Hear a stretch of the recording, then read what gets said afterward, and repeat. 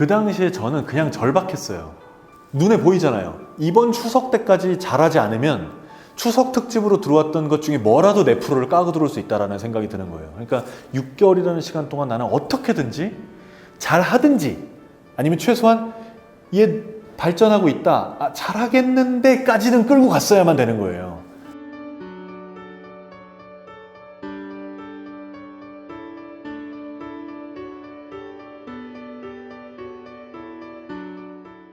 그때 이제 두 가지로 힘든 거죠. 실제로 벌이가 없는, 하지만 제가 벌써 아나운서가 한 15년 이상 했기 때문에 씀씀이는 있었잖아요. 씀씀이는 있는데 벌이가 없다는 데서 힘들었고, 벌이가 없다는 거를 누군가한테 말할 수도 없고 표도 내서도 안 된다는 게 힘들었고.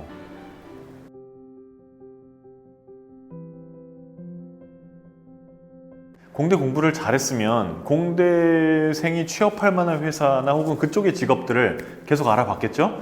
근데 저는 공대 공부를 아주 확실하게 못했어요. 그래서 공대 쪽으로 진로를 잡는 건 불가능했고 다른 쪽으로 반드시 생각을 했어야만 됐어요. 그 와중에 군대 제대하고 우연한 기회에 아리랑 TV에서 MC로 아르바이트를 했었는데 그게 잘 맞았어요. 하다 보니까 일하는 기분이 아니라 나는 되게 가서 놀고 있는데 뭐 알바비도 받고 생각보다 괜찮았고 보수도 그걸로 학창시절 후반기에는 다른 알바를 하지 않고 잘 버틸 수 있었고, 그래서 어쩌면 이게 직업이 될 수도 있구나 이런 생각을 했었고, 또 그렇게 회사 입사 원서를 지원할 무렵에 그 생각을 다시 한번 일깨워준 좋은 형이 있었어요. 그래, 그러면 이쪽으로 진로를 바꿔보자 라고 생각을 했던 거였죠.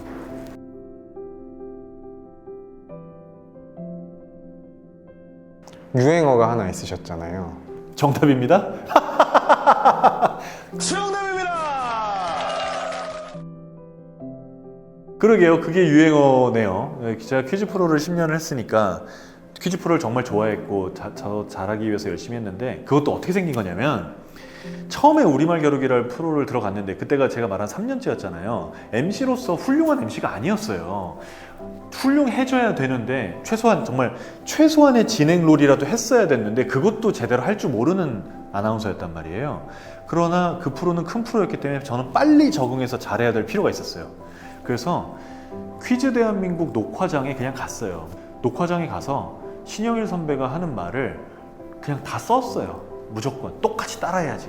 그래서 어떤 말이 방송에 나가는지 어떤 말은 방송에 안 나가는지도 다 보고, 방송에 안 나갔지만 영일이 형이 고정적으로 하던 말이 있었는데 그건 왜 하는 건가, 나중에 보니까 거기 있는 사람들을 배려하기 위해서 하던 말들이었더라고요. 그래서 난 저것까지 다 배워야 된다. 방송에 나가는 것만이 전부는 아니니까. 그래서 정말 영일이 형이 하는 모든 말을 다 따라서 하고 최대한 성대모사를 하는 기분으로 한 거예요. 그래서 영일이 형이 정답입니다라고 하는 콜을 저는 정말 성대모사 하듯이 똑같이 따라한 건데, 사람이 다르니까 다른 식으로 발현이 됐고 사람들이 그걸 이제 유행어처럼 인식을 해주신 거예요. 교양 프로그램으로서는 이례적으로 시청률이 높았었던 걸로 알고 있는데. 그죠? 최고 시청률이 20.7인가 그랬어요. 제가 거기까지 한번 찍어봤어요. 그래도 제가 받았을 때 9였나 10이었나 그랬고, 근데 제가 하도 못했으니까 하고 나서 8까지 떨어졌다가 다시 올라가기 시작해서 제가 하는 동안은 내내 시청률이 한 14에서 15 정도를 유지를 했었어요. 네. 쌍싸대기를 맞았었죠. 네. 아내의 유혹과 인어 아가씨, 와, 그 두 개한테 당하는데 그때는 정말 답 없더라고요. 그때는 진짜 저희 우리말 겨루기 시청률 그래프를 보면 모든 좋은 프로는 그래프들이 다 이렇게 올라갑니다. 처음에 사람들이 시작하면서부터는 그 전 프로 시청률이 남아있던 거지만 여기서부터 프로그램이 진행되면 진행될수록 올라가요. 그러다 프로그램 클라이막스를 딱 찍고 끝날 때 뚝 떨어지죠. 근데 아내의 유혹 때는 이렇게 쭉 올라가다가 중간에 뚝 떨어져요. 중간에 정말 와, 절벽이에요. 그래프가 절벽. 잘 올라가다가 뚝! 이건 어쩔 수가 없더라고요. 그럼 아내의 유혹을 정말 싫어하시나요? 싫어했죠. 저는 그 프로를 아직도 제대로 본 적이 없어요. 그 아내의 유혹이랑 그 인어 아가씨 둘 다 제대로 본 적이 없어요. 나중에 변우민 씨를 한번 만났어요. 그 얘기 했어요. 변우민 씨한테. 난 너무 힘들었다고. 형은 좋았겠지만. 그 얘기 한 적도 있어요. 촬영은 한 3시간 정도를 해요. 하지만 방송 나가는 건 50분이잖아요. 그러면 중간에 많이 잘려나간다는 얘기인데, 어떤 기준으로 그게 잘려나가는지가 너무 알고 싶었어요. 물론 퀴즈 프로니까 기본적으로 퀴즈 문제가 나갈 때랑 답이 나가는 그 순간은 절대 잘리면 안 돼요. 이것들은 먹고 들어가는 시간이 있는 거고, 나머지 시간 중에서 제가 살릴 수 있는 걸 최대한 살려야 되는 건데, 그거를 PD가 어떤 기준으로 살리고 죽이는지를 알고 싶었어요. 그러려면 종편보다는 가편을 봤어야 됐어요. 최초의 편집본을. 근데 가편은 원래 잘 안 보여주거든요. 방법이 있나요? 그래서 가편실을 따라갔죠. 그래서 PD가 그때 한 살 형이었는데, 그 형이 편집할 때 옆에 앉아가지고 그 형이 뭘 살리고 뭘 죽이고 하나를 보는 거죠. 그러다 보면 이번 주에 내가 뭘 좀 재밌게 하나 해놓은 게 있는데 그걸 날릴 때가 있단 말이에요. 그러면 그게 재미없어서 날릴 수도 있고요, 재밌는데 시간이 넘쳐서 날릴 수도 있어요. 그럼 그걸 계속 물어보는 거죠. 형, 이건 왜 날리는 거예요? 뭐 아니면 재미없다 그러면은 이걸 어떻게 했었으면 좀 더 재밌을까요? 뭐 이런 걸 이제 끊임없이 좀 물어봐서 다음에는 살릴 수 있게 계속 만들어내려고 노력을 하는 거죠. 그 당시에 저는 그냥 절박했어요. 네. 근데 지금하고는 문화가 좀 달라요. 지금은 아마 제가 처음에 한두 달째 그렇게 못했으면 한두 달째 바로 바뀌었을 거예요. 근데 그때는 정기 개편이라는 게 있어서 봄, 가을 정기 개편 때까지는 기다려주는 문화가 있었어요. 제가 봄에 들어갔고 가을 때까지는 시간이 있었던 거예요. 눈에 보이잖아요. 이번 추석 때까지 잘하지 않으면 추석 특집으로 들어왔던 것 중에 뭐라도 내 프로를 까고 들어올 수 있다는 생각이 드는 거예요. 그러니까 6개월이라는 시간 동안 나는 어떻게든지 잘하든지 아니면 최소한 얘 발전하고 있다, 잘하겠는데까지는 끌고 갔어야만 되는 거예요. 그러니까 좀 절박했죠. 내가 이걸 얻기 위해서 거저 얻어지는 게 없으니까 열심히 해야 된다. 이거는 다 지나고 보니까 그랬던 것 같고, 그 당시에는 그런 생각이 아무것도 없었고 그냥 무조건 정말 잘해야 된다는 생각밖에 없었어요.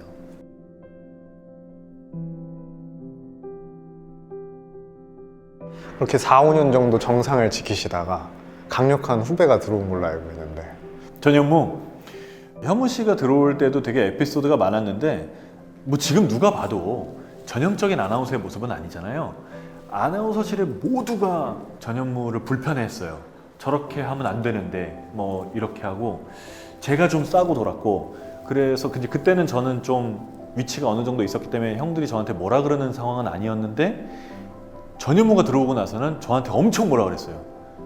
네가 시작한 게 이렇게 이어지는 거다. 빨리 네 후배 가서 잡아서 다시 제 위치에 데려다 놔라. 저렇게 계속 가서 되겠냐. 이걸 엄청 많이 저한테 얘기를 했었고, 저는 또 형들한테 전현무가 평범한 아나운서는 아니지만 저 재능도 필요하다. 형이 저렇게 할 거냐? 아니지 않냐. 근데 우리는 저렇게 하는 사람이 없는데 저렇게 하는 아나운서가 하나쯤은 필요하다라고 계속 이제 좀 했어요.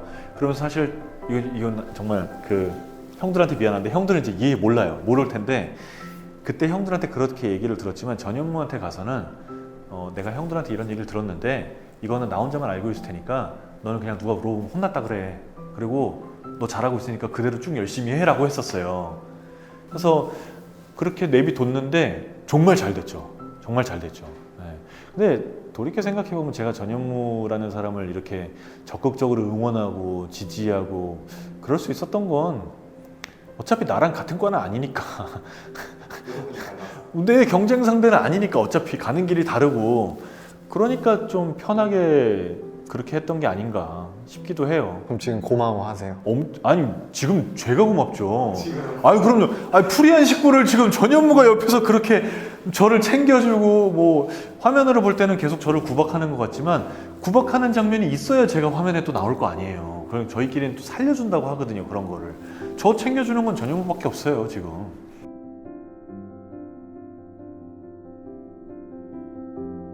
저는 실제로 뭐 왜 퇴사했나의 이유가 어떻게 하나겠어요? 근데 그거를 뭐 거기에 또 연관된 사람들이 있으니까 다 얘기할 수는 없었겠지만, 지위가 높아지자, 더 경력이 쌓이자, 혹은 더 MC로서 능력이 생기자, 제가 원하지 않는 프로들을 해야 되는 일들이 자꾸 생겼어요. 나중에는 진짜 하기 싫은 것도 막 생기더라고요. 근데 사실 직장인 다 그래요. 진짜 하기 싫은 일도 생기고 진짜 하기 싫은 일도 참고 하면서 살아요, 다. 근데 이제 그게 쌓이다가 보니까 어느 순간에는 제가 놔버린 것 같아요. 그래서 어느 순간이 딱 됐을 때 어떤 생각이 들었냐면, 아, 인연이 다 했구나. KBS와 나와의 인연이 다 했구나. 이런 생각이 들었어요.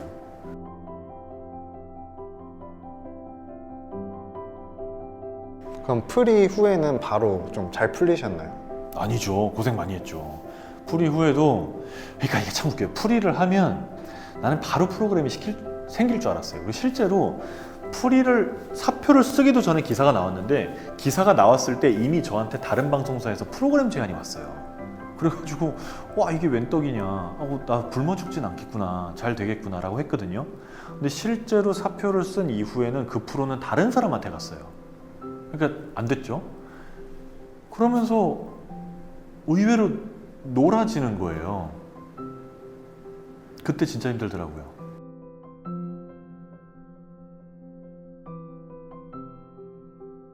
그러나 밖에서 제가 궁색한 모습을 보일 순 없잖아요. 물론 그런 캐릭터를 잡아가는 연예인들도 있지만 저는 그런 캐릭터가 아니고, 그리고 매니저 사장 형, 친한 형인데 그 형한테 전화해서 맨날 방송 갖고 오라고, 나도 어디 방송하고 싶다고 그렇게 부탁하는 것도 나이가 너무 이게 안 되더라고요. 그럼에도 불구하고 어느 날 하루는 전화했어요. 그래서 형, 뭐 없으니까 힘드네? 그랬더니 좀만 참어 그러더라고요. 잘 참고 있어요. 그랬더니 그래, 얼마 안 있으면 언제 이런 날이 있었나 싶게 될 거니까 좀만 참어 그러더라고요. 그때 이제 두 가지로 힘든 거죠. 실제로 벌이가 없는, 하지만 제가 벌써 아나운서가 한 15년 이상 했기 때문에 씀씀이는 있었잖아요. 씀씀이는 있는데 벌이가 없다는 데서 힘들었고, 벌이가 없다는 거를 누군가한테 말할 수도 없고 표도 내서도 안 된다는 게 힘들었고, 프리 전에 제가 아나운서로 만 13년, 만 14년을 조금 못 채우고 퇴사를 했는데 그때 마지막 연봉이 8,600이었나 그랬어요. 그러니까 KBS가 방송사 중에는 연봉이 제일 낮아요.